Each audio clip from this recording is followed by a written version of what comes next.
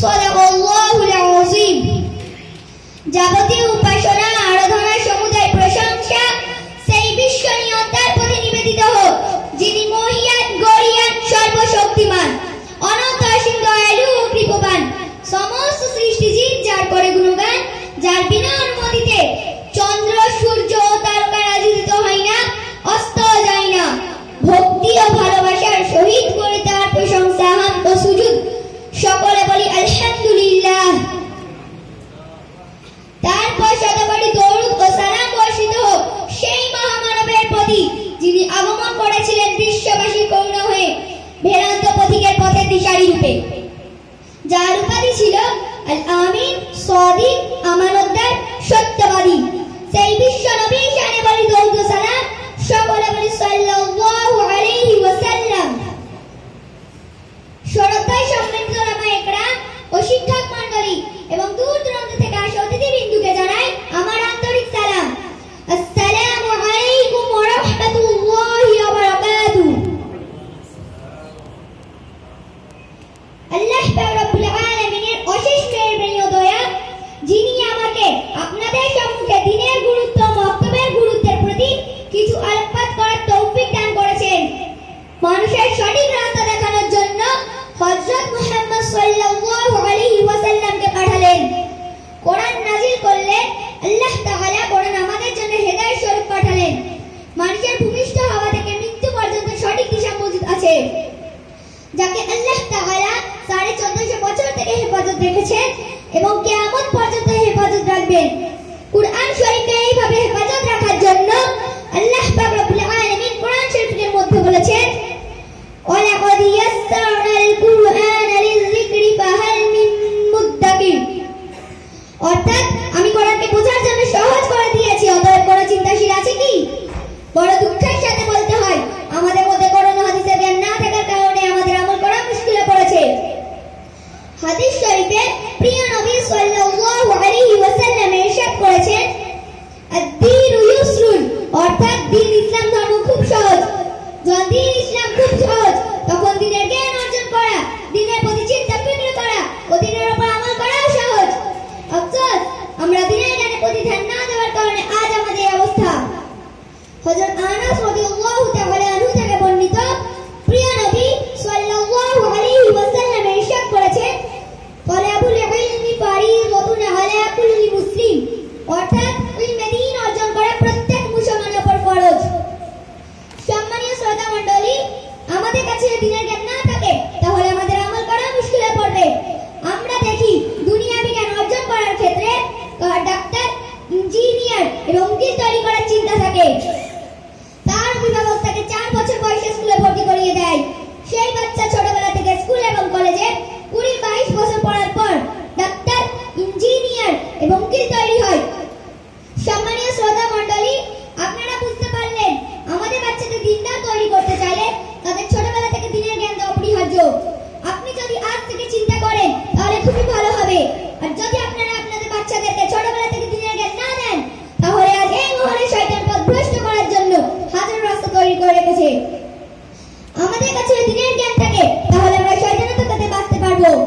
আর যদি আমাদের কাছে দ্বীনের জ্ঞান না থাকে তাহলে শয়তানের ধোঁকায় পা দিয়ে দুনিয়া আখিরাতে বরবাদ হয়ে যাব। দুনিয়া ও আখিরাতে কামিয়াবি হাসিল করতে গেলে দ্বীনের জ্ঞানকে জরুরি মানতে হবে। দ্বীনের জ্ঞানকে আমাদের প্রচার করতে হবে। বাচ্চাদের মধ্যে, বড়দের মধ্যে, যুবকদের মধ্যে, মহিলাদের মধ্যে দ্বীনের জ্ঞানকে জরুরি মানতে হবে। দ্বীনের জ্ঞান ছাড়া মুসলমান কখনো মুসলমান হতে পারে না। তাই তো কবি বলেছে, শিক্ষা করো বিশ্ববাসী, শিক্ষা ছাড়া নাই গতি, শিক্ষা করে আনতে তোমার উভয় কালের উন্নতি। আলোকবিহীন চেরাগ যেমন নাই কো তার কোনো গতি, শিক্ষাবিহীন মানবের তেমন নাই কো তার কোনো উন্নতি। সম্মানীয় শ্রোতা মণ্ডলী, কোরআনে কারিমের মধ্যে আল্লাহ তাআলা আমাদের প্রিয় নবী সাল্লাল্লাহু আলাইহি ওয়াসাল্লামকে এই কথার নির্দেশ দিয়েছে যে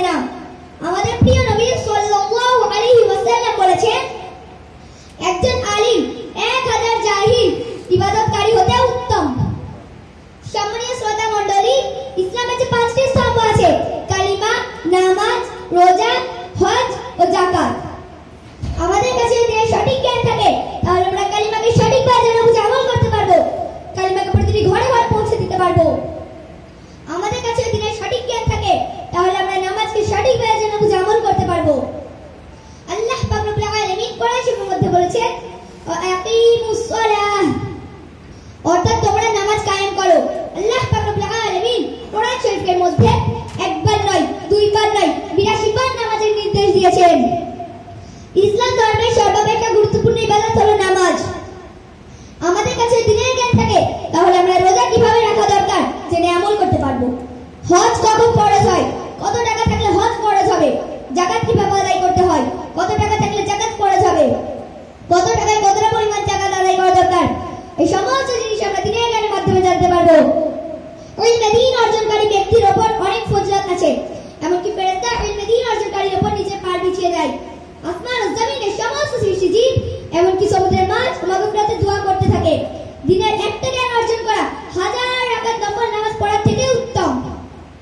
দিনের জ্ঞান অর্জন করতে করতে যদি মন্দ চলে আসে, ইলমে দ্বীন অর্জনকারী এবং পয়গম্বরদের মধ্যে সিরফ নবুয়তের পার্থক্য।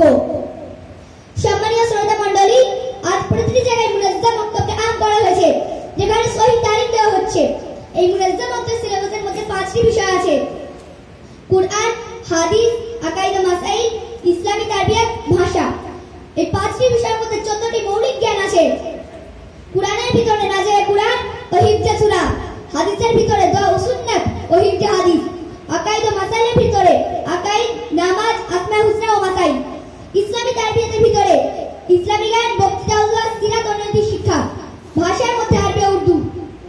এই 14টি বিষয় দুনিয়াতে পড়ানো ও শেখানোর সাথে সাথে ডায়েরির মাধ্যমে নামাজের চার্ট ও আমলের চার্ট, নামাজ শেখানোর পাশাপাশি 5 ওয়াক্ত নামাজ পাবন্দির সাথে পড়ার সাথে সাথে জুম্মার নামাজ, জানাজার নামাজ, ঈদের নামাজ পড়ানোর যোগ্যতা তৈরি হয়।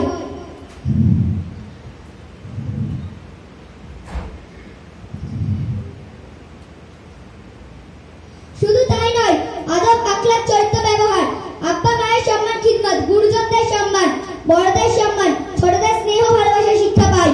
মুনাজ্জাম মক্তবে পড়ার মাধ্যমে প্রতিটি গ্রামের বাচ্চারা পরিপূর্ণভাবে দিনের জ্ঞান অর্জন করতে পারছে। সম্মানীয় শ্রোতা মণ্ডলী, আমিও এই মুনাজ্জাম মক্তবে পড়াশোনা করি।